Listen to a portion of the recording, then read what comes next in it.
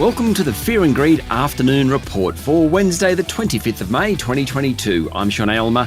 Every afternoon, I bring you the 5 news items that happened today that you need to know about. Right, story number 1.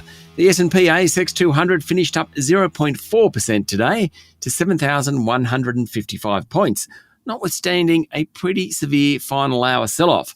BHP was down 10%. That's because the big Australian traded ex-dividend for its in-specie dividend. What's that mean in English?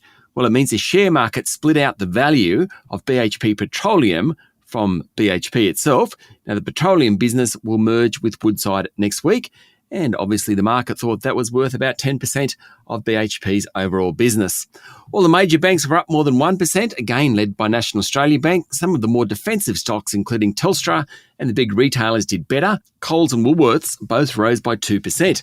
But the tech stocks again had a poor day, with Computershare down 5% and WiseTech Global off more than 3%. It was a good day for the local gold diggers after the precious metal continued its run. Fears that the global economy will slow down and potentially push into recession has encouraged a flight to quality, and gold is quality. Perseus Mining, St Barbara and Evolution Mining all did well. Northern Star was up by 2.7% and market leader Newcrest Mining finished 1% higher. Story number 2. The government is about to roll out a 4th COVID vaccine to 1.5 million Australians. It will be made available to people with chronic health conditions and compromised immune systems. The goal is to roll it out before the middle of winter. There are still plenty of cases of COVID being reported across the country. 13,000 more in Victoria today, more than 12,400 in Western Australia, nearly 9,000 in New South Wales, 5,600 in Queensland and 4,000 in South Australia. Story number 3. Anthony Albanese flew out of Tokyo bound for Canberra this morning. The new Prime Minister said he'd act with honesty and integrity when dealing with world leaders in an attempt to differentiate himself from Scott Morrison.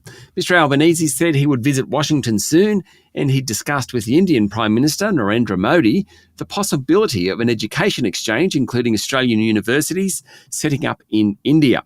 Meanwhile, the new independents are already putting pressure on the Labor government to do more on climate change. Incoming Wentworth MP Allegra Spender says the Albanese government must agree to lift its 2030 emissions reduction target beyond 43%. And finally, former Defence Minister Peter Dutton will be the sole contender for the Liberal Party leadership. Story number 4. The New Zealand Central Bank has lifted the official interest rate by 0.5%. The Reserve Bank of New Zealand pushed the cash rate to 2%, which is much higher than Australia's cash rate of 0.35%. The New Zealand Central Bank projected the rate would rise to at least 3.25%. Still some way to go. The bank says it wants to get inflation back down between 1% and 3%. A big winner was the Kiwi dollar, which rose to its highest level in 3 weeks. And story number 5, President Joe Biden has called for new restrictions on firearms after a gunman opened fire at a Texas school this morning. 19 children and 3 adults were killed in the deadliest school shooting ever in Texas. Mr. Biden said it was time to stand up to the gun lobby. The 18-year-old gunman had purchased 2 military-style rifles on his birthday, killed his grandmother, and then went to the school, moving from classroom to classroom, killing indiscriminately.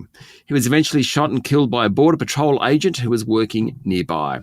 That's it for the afternoon report for Wednesday, the 25th of May, 2022. Don't forget to hit follow on the podcast and find Fear and Greed on LinkedIn, Twitter and Facebook. Join Michael Thompson and I tomorrow morning for the Thursday Fast 5 by Fear and Greed. I'm Sean Aylmer. Enjoy your evening.